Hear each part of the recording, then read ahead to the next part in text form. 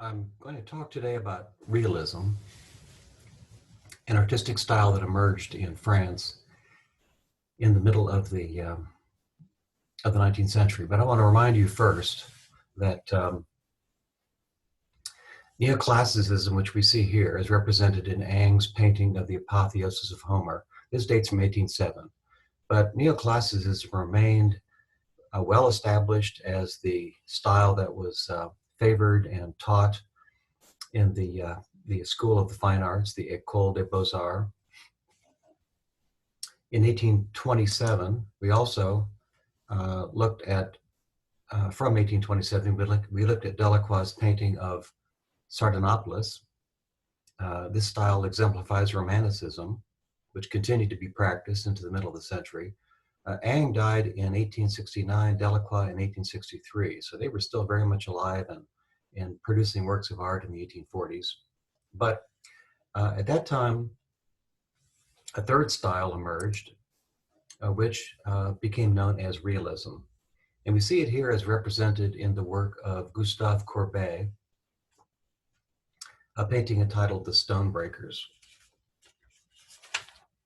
The Stonebreakers dates from 1848.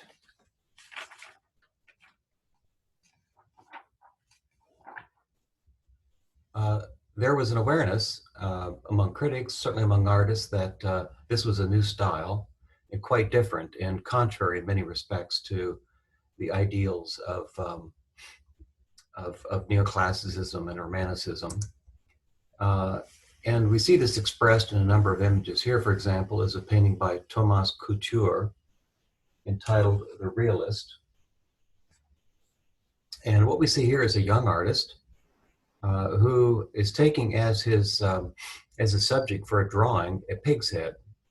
So, and you can see that he's sitting on a plaster cast of a classical looking head, the head of a god, perhaps the head of a hero. So what we see in those two details alone is an inversion of the aims of neoclassicism, one of which is to seek the ideal, to depict those things that are most beautiful in the world and are imagined in the most beautiful way by the artist. The artist is interested in the here and now and things of a lowly, earthly, factual nature. He is shown to be of kind of a bohemian character. He drinks from a labelless bottle of wine. There's a cup on the top of it. He's got plaster pipes sitting here on the shelf in front of him. And on the wall are other things that might serve as subjects. And these include, for example, boots, hobnail boots. And then here, another work, a cartoon, in this case by Daumier, a caricaturist we'll talk about later on. It's labeled The Battle of the Schools, Idealism and Realism. And we see idealism represented by an older man, depicted as a nude, as a kind of ideally proportioned nude. His shield is a palette, and his weapon is a maul stick. That is the aid that painters would use as a kind of support to steady their hand in painting a part of a work that required fine detail and more control. Notice that his hat is a warrior's helmet of ancient character. And his opponent is then a figure who represents realism, and he is attired in rather poorly in the clothing of the time. He's wearing wooden shoes, wooden clogs. His palette looks like a shingle, and his brush, the end of it at least, looks like the foot of an animal. He looks rather slovenly and not at all ideally proportioned in body, as is the figure representing idealism. All right, so these two images show us something of the very different aims and ideals and interests in subject matter of realism versus the art of the past. Let's look again at Courbet's painting of the Stonebreakers. Courbet was a very public figure as an exemplar of realism. He um, he was an extroverted personality, rather bombastic at times. Um, in this case, he said that he was driving in his carriage along a country road in his native region of Franche-Comté in northeastern France. And he saw a couple of workers engaged in this kind of um, mind-numbing, bone-breaking work. And he said that that this summed up a situation in life that when you're born into poverty and have to work in this way, you never escape it. He was said to have said about subjects in general, and this would reflect on traditional religious subjects or mythological subjects, that he'd never seen an angel. Show me an angel and I'll paint one. Well, he wasn't about to paint an angel. That is, he stuck to things that existed in the here and now, things that he had experienced firsthand. And yet, uh, in his choice of subjects, there is a kind of universal quality, as he remarked about this. Um, Once you start out this way, this is the way you end up. And notice that is expressed in the figures, one of whom is youthful and the other who is much older. The lifting motion of one is complemented by the downward pounding action of the other. And so we get a kind of a circularity between the two that suggests entrapment. And this is a big painting. And that's an important point about it. It is 5 feet by 8.5 feet in size. And paintings of large size were previously um, reserved for so-called important subjects, historical subjects in general, that is history painting. And that might be a religious subject, it might be an event from history, perhaps taken from literature, as in the case of Sardanapalus. It might be a mythological subject, as in the case, well, the case of Apotheosis of Homer, we're talking there about a historical person surrounded by other famous figures in the arts in history. This painting is not as big as Sardanapalus, certainly, but it is a large and imposing work with the figures depicted about life size. So he's doing something quite radical in using a large canvas, not to depict something that had a traditional value of importance, but rather something commonplace, something one might say vulgar, um, the everyday activity of the rural poor. You'll notice that the composition is very simple, with a number of figures and objects arranged in a frieze-like horizontal band, a basket containing a tool, the youthful figure, a pick, another tool, the older man pounding down, and this is their lunch bucket. The background, which is landscape, but it's mostly in shadow, so that there's nothing there to distract our attention from the figures in their ratty clothing and the conclusions, the meaningful conclusions that we might draw from this. There's a kind of artlessness, lack of. Courbet has avoided the sophistication and the compositional conventions of high art, and showing the figures in a kind of a blunt, matter-of-fact way, arranged horizontally, scattered equidistant from side to side. Courbet was to follow this almost immediately with a painting of even larger size, and this is one that we talked about early in the semester. It's entitled A Burial at Ornans, and it dates from 1849. A work that is 10 feet by 22 feet in length, an enormous painting containing, 50 almost, 30 anyway, life-size figures.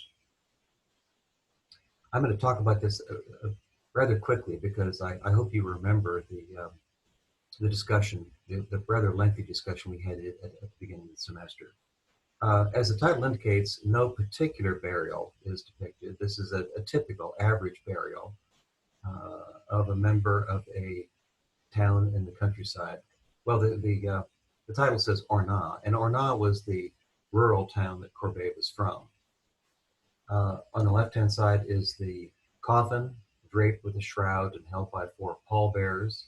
The religious functionaries are shown then next, including a couple altar boys, the officiating priest, the crucifer, a man who holds the cross, and these 2 guys who were called beadles, Beadles, minor church functionaries who collected the offering and the like.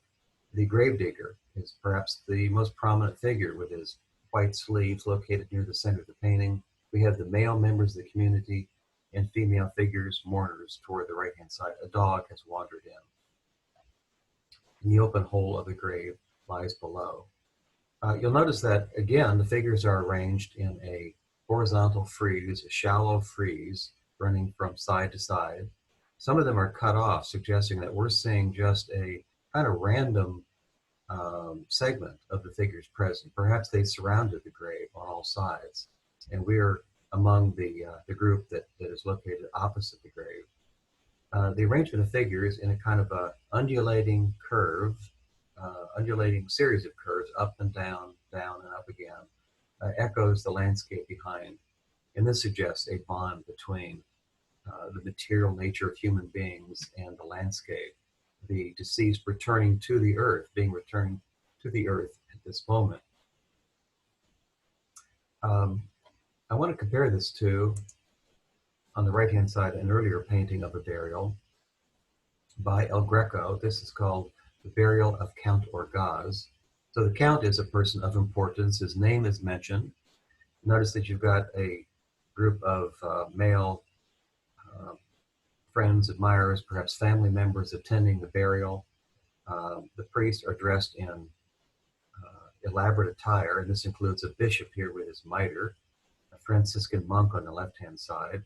The count is being lowered into a tomb, and but the upper part of the painting is really all about the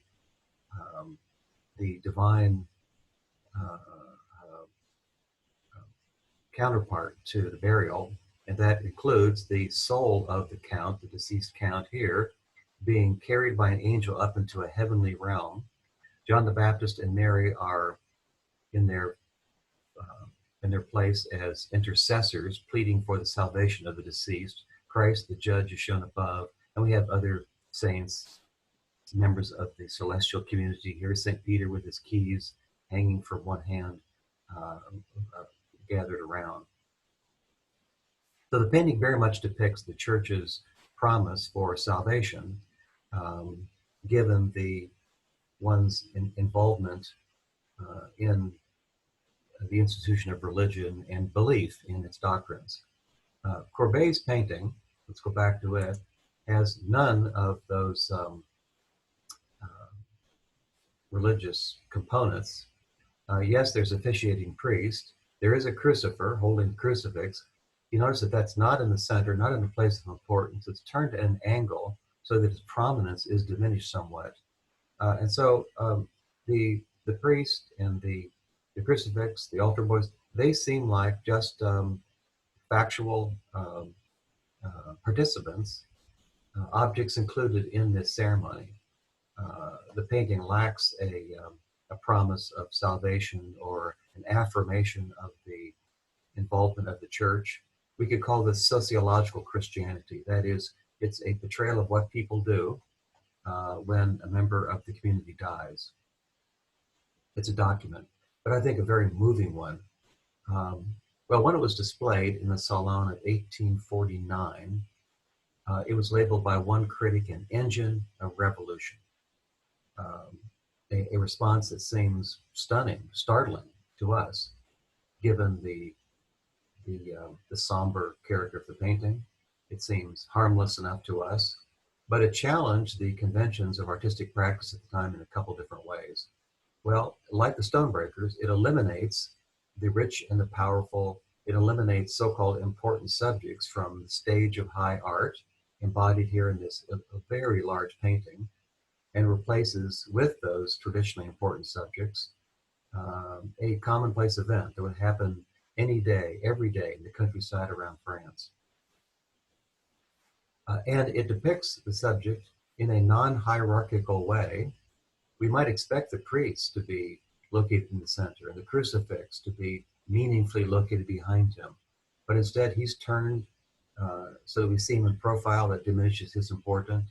And ironically, it's the gravedigger that we see more prominently. That absence of hierarchy, then, in the design of the painting, eliminates the idea that there are things that are more important and less important in the world around us. It seems to depict the components of the painting with a kind of democratic equality. And this was startling and troubling to some viewers and critics that saw it in 1849. In 1855, I'll mention now, there was a World's Fair that took place in Paris, and a number of artists were invited to participate in display of the very best, most interesting, and the varied art that was being produced in France at the time, so that France might show its prominence in the world of art internationally. Courbet refused to participate, and instead he set up his own exhibition in a temporary pavilion constructed outside the entrance to the World's Fair grounds, and he labeled this pavilion Du Realisme, of or concerning realism. And there he displayed about 40 or 50 of his own works that he chose to display, and thereby avoided any sort of government control or government selection of the works that they thought were appropriate and represented the ideals that they wanted to communicate to a larger audience. This was an audacious action on Courbet's part, and it was really an important initiative in establishing the gradual attempt to gain intellectual and economic freedom on the part of artists.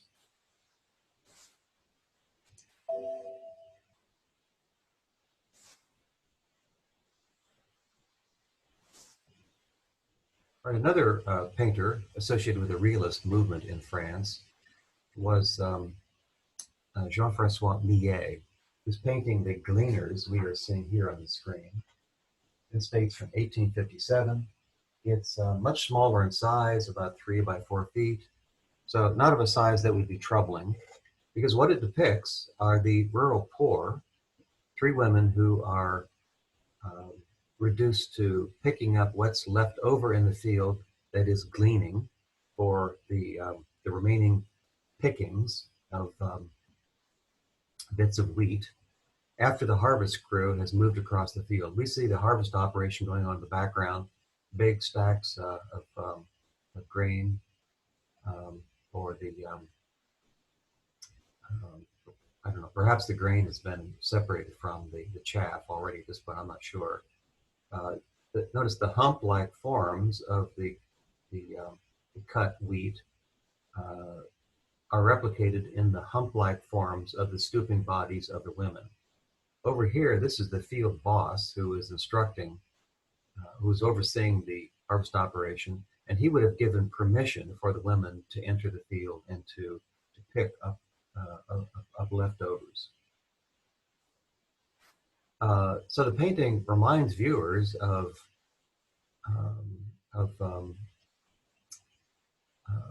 poverty in the countryside, reminds them that all is not well, and there are people that have little and might deserve sympathy and help. And yet the style of the painting is so balanced and unified and harmonious that I think it diminishes the troubling instincts, troubling responses that the painting might inspire, as Courbet's did, with the forms of the figures in the foreground and the haystacks in the background connecting across space, and a kind of golden light pervading the entire scene. Notice the women are differentiated by the color of their caps, a kind of dull goldish color or yellow color, red and blue. They're also kept below the horizon, so they're stooping down in a way that that suggests a sense of entrapment that might come across otherwise if, for example, this figure stood up into the sky, which she does not. All right, now another artist associated with this movement, but who produced art of a very different kind, was Honoré Daumier. Honoré Daumier. Daumier is one of the very best of the cartoonists, the caricaturists, who emerged in mid-19th century France, and who produced lithographs that were published in the growing number of newspapers and publications at the time. There was a burst in print publication and in visual culture, so that images of this kind were produced in abundance, and they were disseminated within an increasingly literate public, and that thus gained a wide audience. When Louis Philippe came to the throne, the last king of France, in 1830, he attempted to allow for freedom of the press, freedom of speech. And when that happened, then images like this were produced. This is an image of the king. He had a pear-shaped face, and we can see that here in Daumier's representation of him. But the image is labeled gargantua. Now we know the word gargantuan as an adjective referring to something very large. The title here does mean that, but it also refers to a title character in a French novel by Rabelais entitled Gargantua and Pantagruel from I believe, the 16th century. The king is shown here as this kind of oversized fat man who sits in a pierced chair. I'll come back to that later. And so he looks sort of gross, obese certainly, and gross, particularly in that there's a ramp that leads from the ground up to his mouth. And at the bottom of the ramp, tax collectors are collecting the meager funds of French citizens, many of whom are in rags over here. They're dumping their coins into the baskets, and the baskets then are being dragged up the ramp and consumed by the king. The king, in turn, is defecating trophies, certificates, awards to his followers over here. You can see that they're much better fed. Notice their big buttocks and paunches in contrast to the emaciated citizens of France over here.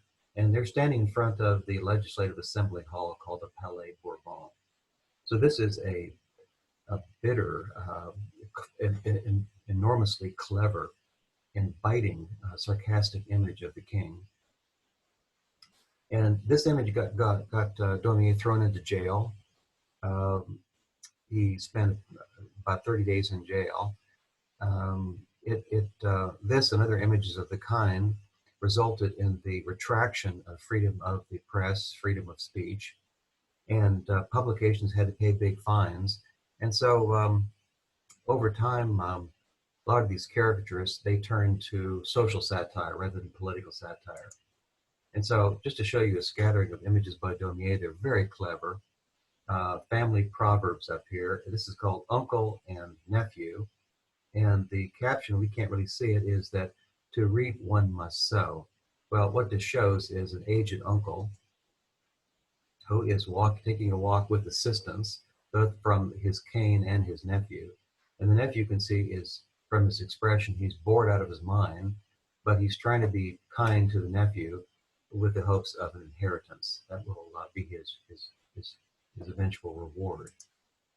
Daumier satirized the activities of artists. This is entitled The Last Week Before the Opening of the Salon of Painting. And you can see that the artist, one of these artists, is the man responsible for the painting and will submit it, but he's called on all of his friends in order to help in any way they can. And so it says, one's friends are always there. Here, a cartoon labeled The Salon Public, and this is the day on which there was no charge for admission. 25 degrees of heat. That would be centigrade, and that would be very hot. You'll notice that the paintings are displayed frame to frame, floor to ceiling, but the crowd is so great on the day when there was no charge for admission, that one could barely survive, um, and not to mention see the paintings, which are hidden by this great crush of a crowd.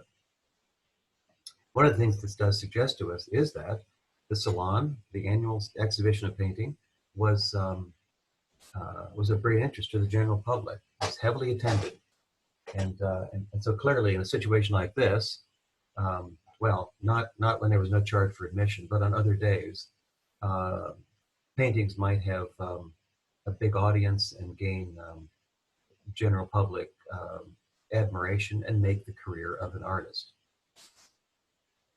Another example, this is a theater scene during the performance of a tragedy.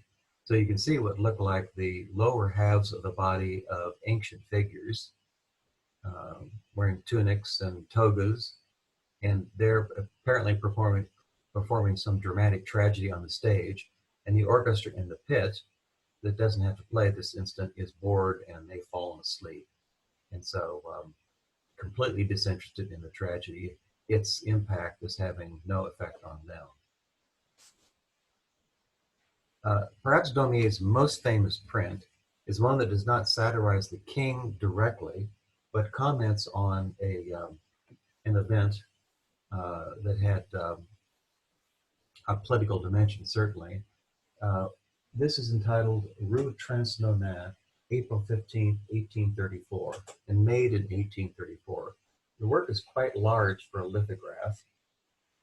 It is 13 inches by about 18 inches in size. This was not printed in a publication, but rather displayed in a shop window shortly after the event that is commented on here had taken place. There was unrest in a particular working class neighborhood in Paris, and the police had established a presence there. A shot rang out, and one of the policemen was killed on the street. And in reprisal, the police went into the tenement houses around and killed a large number of occupants. So their response was out of hand. They killed people that had to be innocent, and that's what Daumier shows us here. He shows us the aftermath of the police reprisals. We have a family group that includes the man of the house here, who is lying on the body of his murdered child. Notice that there is a wound to her head, blood on the floor. Here is an elder figure, and this must be the man's wife over here. So we have three generations represented: middle age, youth, and old age. And what that suggests is that the police were indiscriminate, and that the kind of tragic butchery that is in evidence here could happen to anyone, whether they be male, female, young, middle-aged, or old.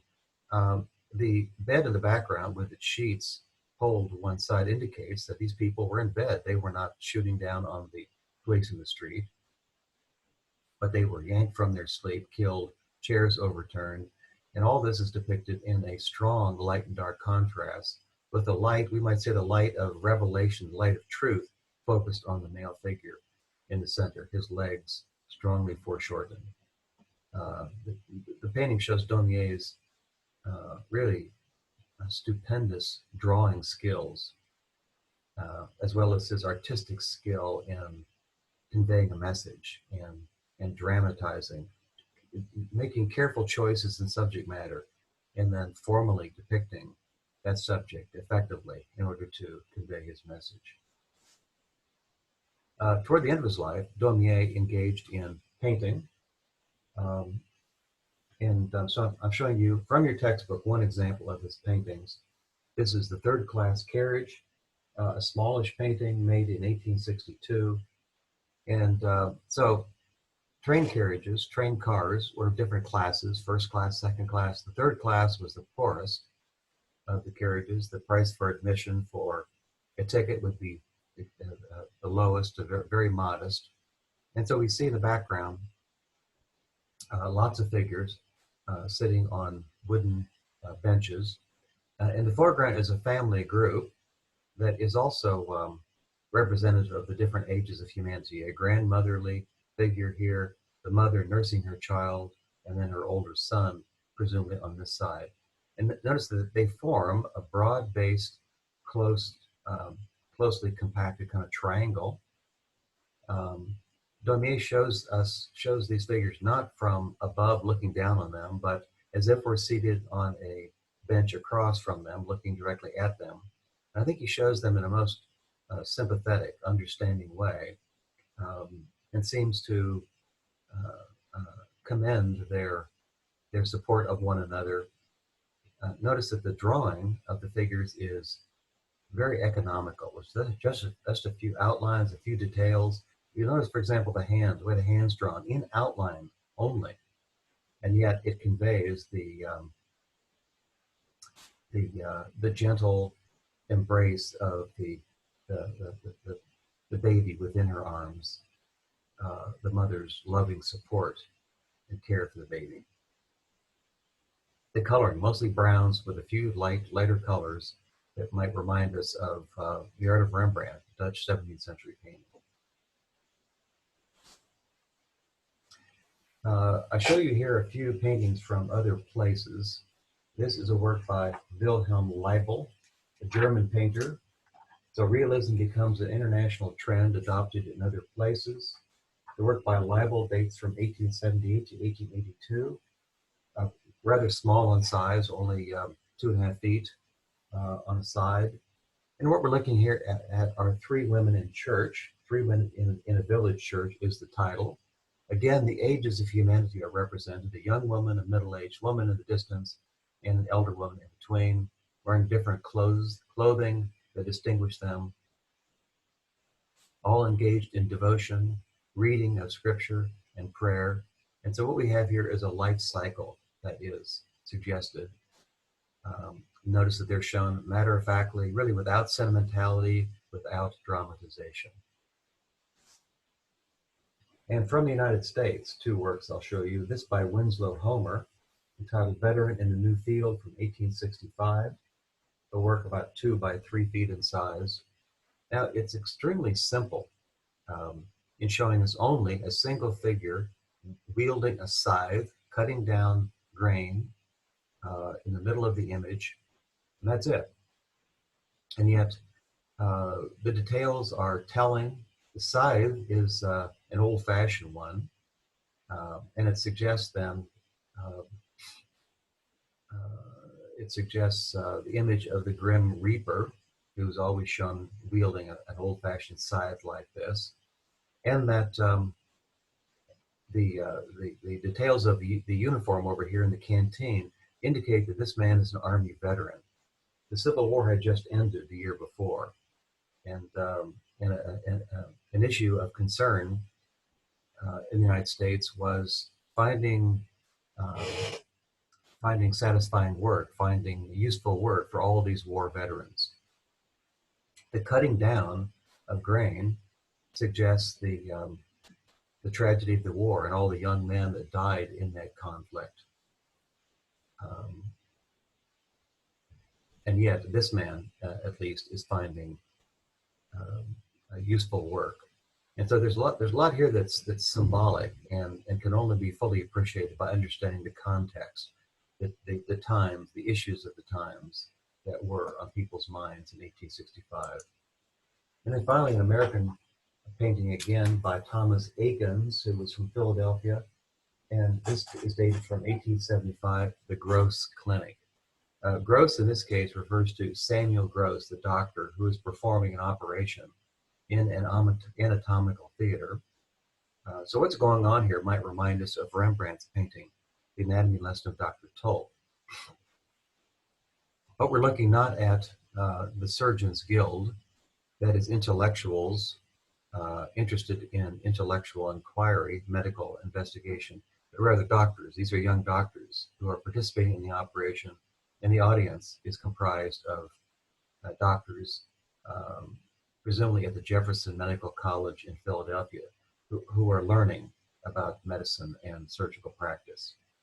The painting is so blunt and matter of fact in its portrayal of an operation, with the anesthetist here holding a probably chloroform soaked or ether soaked um, cloth against the face of the patient.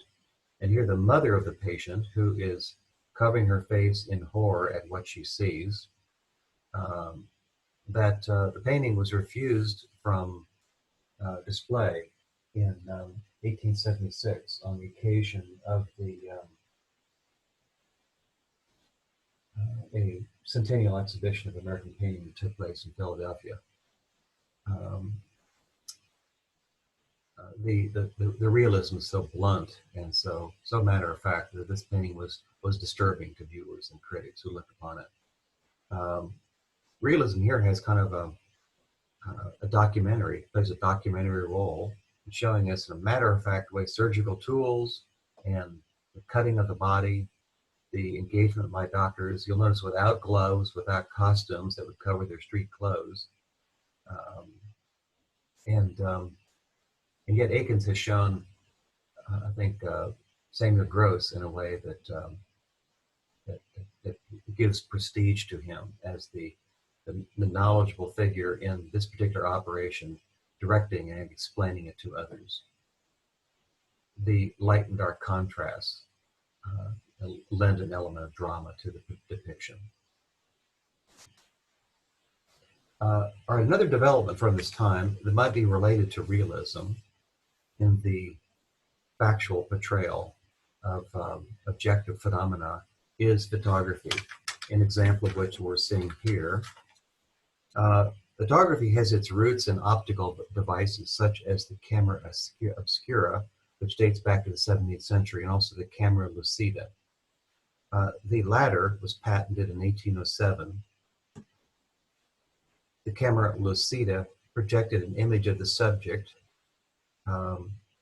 onto a drawing surface.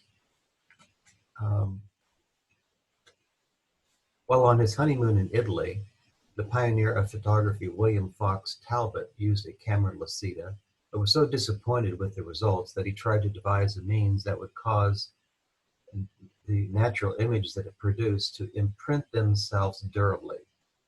Well, he was one of two inventors who announced discoveries in what would later be labeled, soon be labeled photography in 1839. In France, Louis Daguerre developed a technique whereby a metal plate covered with a light-sensitive coating captured an image. This had been done earlier by a man named Joseph Niepce, but his images required exposure times of several hours. Daguerre refined techniques to bring out or develop the image by treating the plate with chemicals and then fix the image so that the plate would not continue to darken. And the resulting technique was called a daguerreotype, after his last name, of course. Simultaneously, or more or less simultaneously, in England, William Fox Talbot developed a process whereby sensitized paper was placed inside a camera and exposed to a subject. This procedure created a negative, which was then used to make a positive print, simply one or perhaps many. And these images were called calotype. Calo comes from the Greek for beautiful. Calotypes were somewhat blurred and grainy, and thus inferior to the more sharply focused daguerreotypes. The daguerreotype process was made available by the French government for use by anyone without charge, thereby encouraging its further development. Whereas the calotype process was patented and available only to those who could afford the high fees for it. So daguerreotype is more widely used and developed more quickly, at least initially.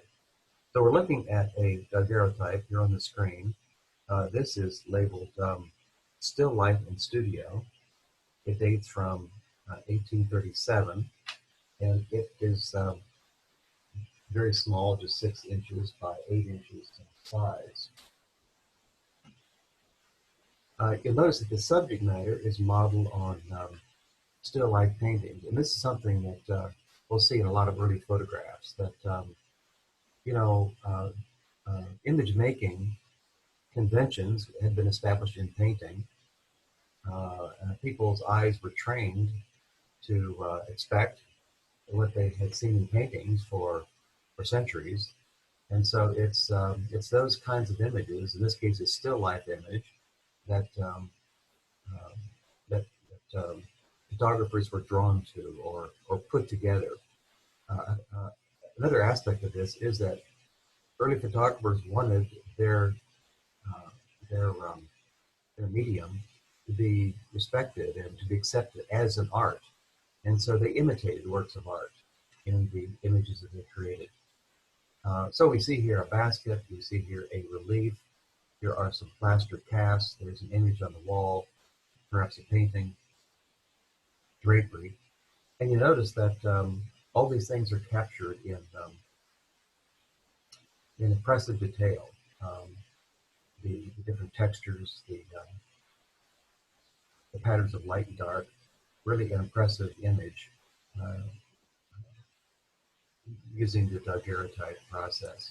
Now here in contrast is a calotype, and so we're looking at the negative on the left-hand side of a tree and the positive print that would be made from the negative, singly or in multiplicity. Let's look at some early images.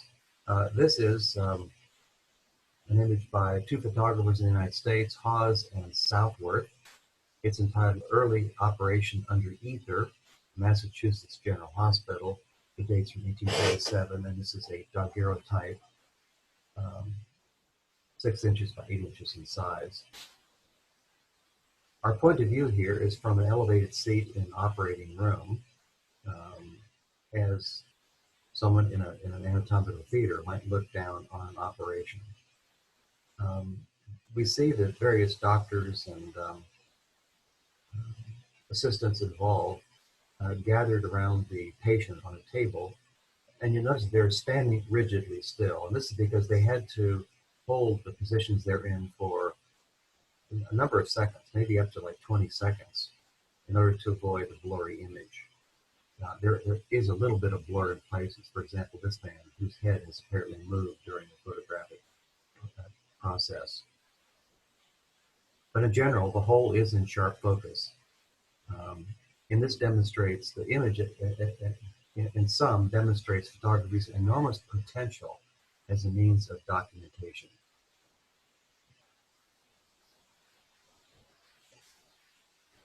In that vein, we're looking here at a work by Timothy O'Sullivan, A Harvest of Death in Gettysburg, Pennsylvania, July 1863. Now, O'Sullivan was one of a number of photographers who did extensive work, on-site work during the Civil War, making images of the daily life of troops, the carnage after the battle, and other things available for the public to see. This is a printed from a negative, and the print is 6 by 8 inches in size. This has, I think, a dimension that goes beyond documentation.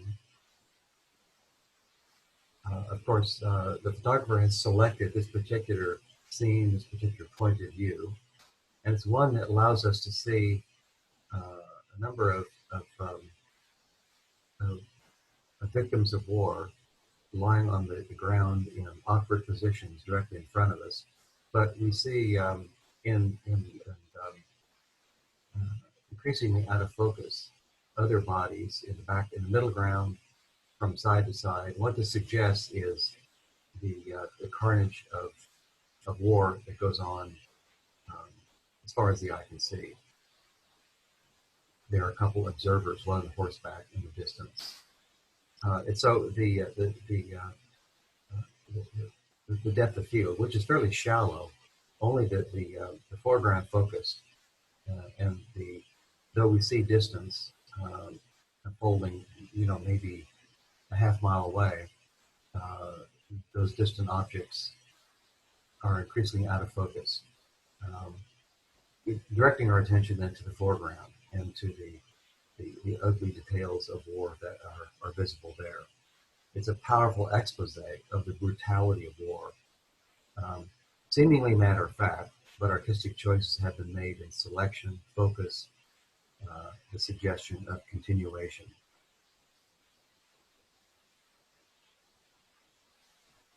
And one other work I'll show you here is by Edward Muybridge.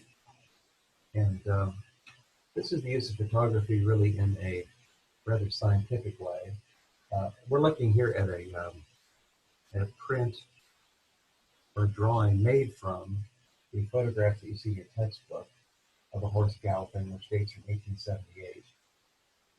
And this shows the way that photography might be used to record movement and to allow for study and greater understanding of something like movement. Here, a portrait image by one of the most famous portrait photographers of the time. Nadar is his nickname. The nickname he went by, Gaspard Félix Tournachon. Nadar was an interesting personality involved in ballooning, going up into the air in a balloon. He was a caricaturist himself and a photographer. And his photographs were so widely admired that famous people came to him to have their photographs taken. He had a gift for capturing something of the character, the psychological essence of individuals. This is the painter Eugène Delacroix, painter of Sardanapalus, the painter of Liberty Leading the People that we looked at earlier. Really a beautiful photograph in its fine detail, its control of light and dark values. Delacroix may have his hand in his jacket as a way of holding his arm still. You notice his other hand is thrust into his pocket. He has a confident, rather aristocratic look as he gazes out in the distance. And these are qualities that other sources, writers, tell us that Delacroix possessed.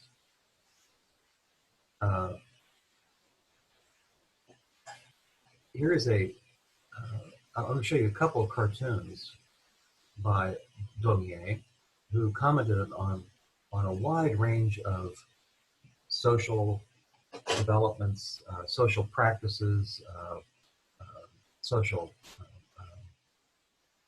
behavior, and current events at the time. And one of those was the proliferation of photography. This image, which was from his Worthy Bourgeois series, tells us then that it was members of the middle class who particularly patronized photographers. Well, they saw this as a relatively inexpensive way of getting their pictures taken. And you notice that the man here has his head in a vise, and the caption tells us that position reputed to be the most comfortable. Well, the joke is that this doesn't look at all comfortable, but it does document a technique used at this time in order to hold the sitter still for the many seconds, perhaps 20, 30 seconds required for a photograph to be taken. And here another caricature by Daumier, which is labeled Nadar Elevating Photography to the Height of Art, to the Level of Art. There are a number of things we can learn from this. Notice that as we look across Paris, that's clearly what is depicted here, that we see the word photographie on many, many buildings. And what this tells us, what this suggests, is that photographic studios were cropping up everywhere. The city was full of photographic studios. The balloon is labeled Photographie Nadar. And so what this plays on Nadar's multiple activities. He was on the one hand a balloonist. He was also a photographer. Daumier has put them together. So as he's going up into the air in his balloon and photographing the city down below, he is literally elevating photography into the air, and so in a literal sense, relating it to the prestige of art. All right, I want to show you a couple other photographs by Nadar. This is Honoré Daumier himself. This is the caricaturist, the cartoonist whose work we've just been looking at. Daumier, as you can see here. Notice that this is a casual kind of portrait. He's shown waist length, And he seems as if he might be moving, at least slowly, looking with a very alert, penetrating gaze at the scene around him, as he must have done in order to produce the clever caricatures that he made. And finally, here is a really lovely portrait photograph of the writer Georges Sand, who was the longtime companion of Chopin, well known as a writer of the time. Notice the fine detail that we see in the photograph and the capturing of her garment. Um, I don't know enough about her personality to be able to say what might be brought out. She looks thoughtful. She looks reflective, certainly, as she turns her head and gazes in a kind of empathetic way, it seems, at what lies around her. Notice that in all these photographs that a blank background has been used so that our attention is focused wholly on the photographer's sitter. And then finally, one other example. This is the painter Manet, Edward Manet, um, who also looks straight at us with a penetrating gaze, a dapper individual. He was known as a flaneur, a word that means a kind of a stroller, one who walked through the city of Paris, enjoyed the urban scene, and found subjects to to portray in his art in the world of Parisian street life and leisure. And it's Manet who we'll turn our attention to next. Manet and then the Impressionists.